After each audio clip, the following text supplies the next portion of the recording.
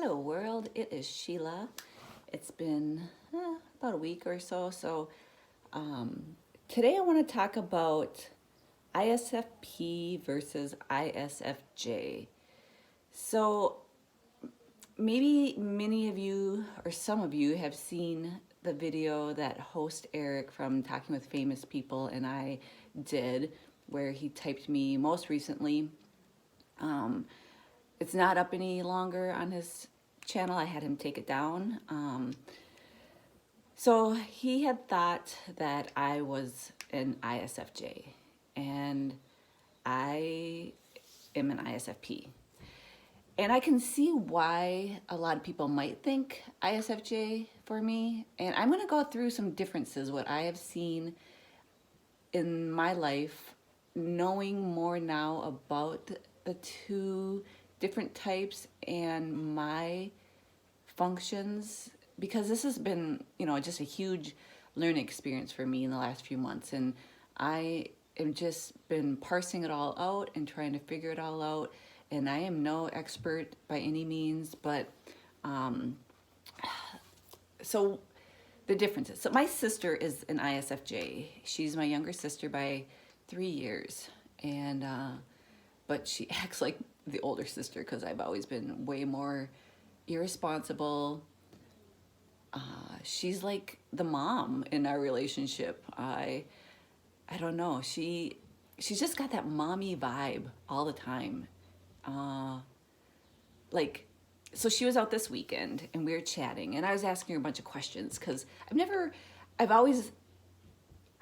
typed her as an ISFJ, but I've never really asked her the deep questions about her personality. So we were sitting and I said, "Hey, Cher, tell me a little bit about you." And so we started talking, and she's the type of person who she loves doing for her family and friends, and the hostess with the mostest. And so if we're at a family function, she has 3 grown boys. The youngest one is going to be a senior this year, and then the other 2 have graduated, and they're young adults. And she still does their laundry, cooks every meal for them, and just feels so responsible for doing that. And with family functions, so say Thanksgiving, for example, where the food's all there and ready, she will dish her husband, all her 3 grown boys, make sure they all have their food, and then she will eat. And I've always looked at that and thought, that is the weirdest concept. I can see if they're little toddlers or little kids where you dish up their food, but your husband? Well, you dish up the food? I don't know. My mindset is he's a grown man. If he wants to go get his own food and put what he wants on his plate. And so I was asking her, I'm like, why do you do that? And she kind of looked at me and she's like, because I like to. I'm like, but why? Why do you like to? Why do you do it? And she said, Grandma did it, Mom used to do it, and I feel like I should do it. And I sat there, I think my jaw was like hanging down, and I'm like, wow, every key word.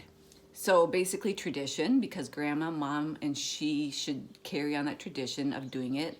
The should, I feel like I should. And just felt so responsible for taking care of that.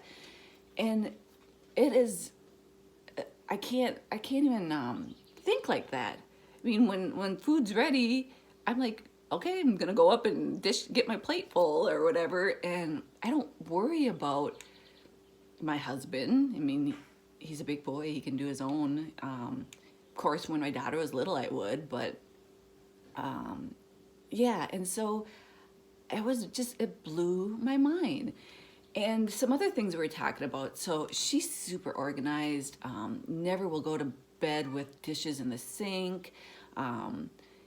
Just always cleaning and cooking. And when she had the 3 young boys, she was saying that in the closet, one boy had all purple hangers, one boy had red hangers, one boy had blue hangers, and she kept everything organized and color coded that way. And she loves just being comfortable all the time and talks about cozy and comfy and just that bodily comfort. And then she's also the type, she sent me pictures one day of these cute pair of pants of hers. I'm like, oh, those are cute. And then she sent me a picture of all of them. When she finds something she likes, like a pant that fits her super well and it's comfy and she likes it, she will buy every color of that same pant. And to me, I'm like, that is the weirdest thing. I'm thinking, well, I don't want to wear the same pant, different color. I want variety and, this type of pant and that pant. And I don't know. But for her, yeah, the picture, she had like 7 different colors of the same exact pant. And I'm like, that is SI to the T. And we are just so different. I'm pretty sure my mom was an ISFJ also. She's gone now, so I haven't been able to really type her, but just looking back, and her and my sister were so similar, and they butted heads big time. They got along, but my sister was always so irritated by my mom. And I love ISFJs. ISFJs and I get along really, really, really well. My best friend of 40 years is an ISFJ, and I do feel a little mothered by them.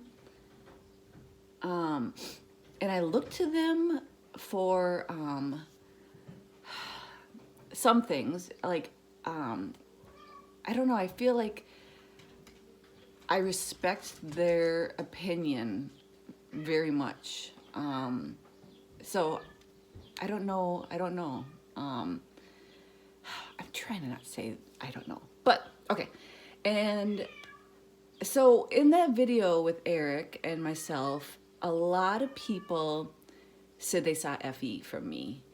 And I take that as the biggest compliment as a lead FI, because I have spent my whole life trying not to be that selfish girl. My sister calls me selfish all the time. And I think, the whole FE versus FI, I think lead or high FE people do look at FI and think they're selfish. But for me, I love the analogy of when you're on an airplane, the first thing you're supposed to do if something goes wrong when the oxygen masks fall is to put the oxygen mask on yourself first and then help others. So that whole analogy about FI, if I'm empty and burnt out and not filling myself up first, then I am no good to the people around me at all. So I love that analogy. And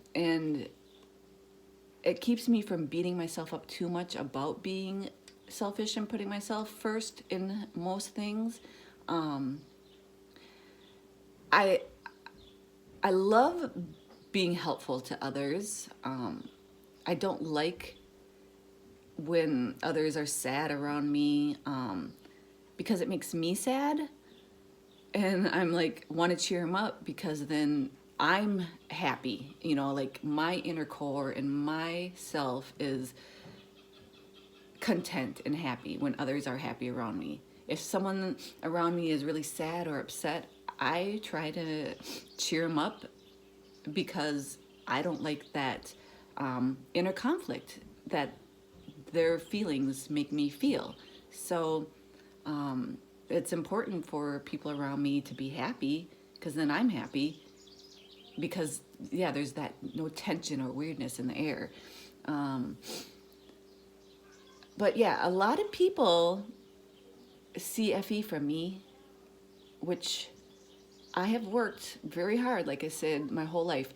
Grew up in a private Catholic setting, kindergarten through 10th grade, private Catholic school, where you just can't be selfish. I'm also, almost 50, and I think my Gen X generation is so different from the generation nowadays. I mean, when you look at the younger kids now, it's like a me generation.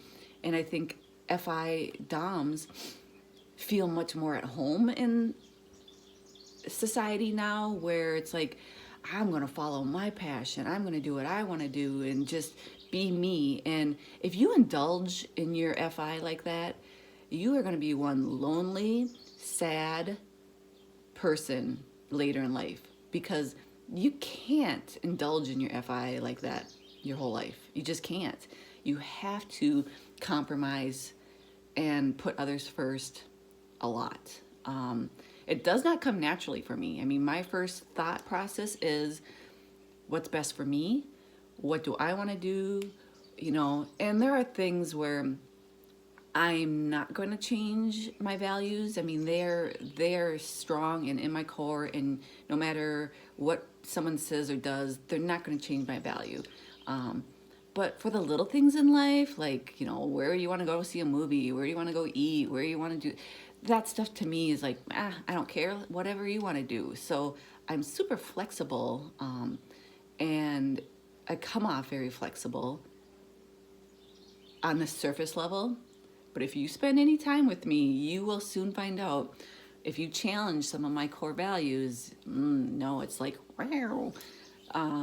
But I don't know. I know I'm an ISFP. I'm done looking to the tribe for validation about myself, because I know what I am. And, if somebody sees FE from me, then I am just going to take it as a compliment, because I have worked dang hard to give that impression my whole life. So, I don't know. All right. Enjoy your day. And I was just a little ramble about ISFP versus ISFJ. And if you want to, I wish I would have videotaped my sister, because you would have saw just night and day between us. Yeah. All right. Thanks, guys. Bye.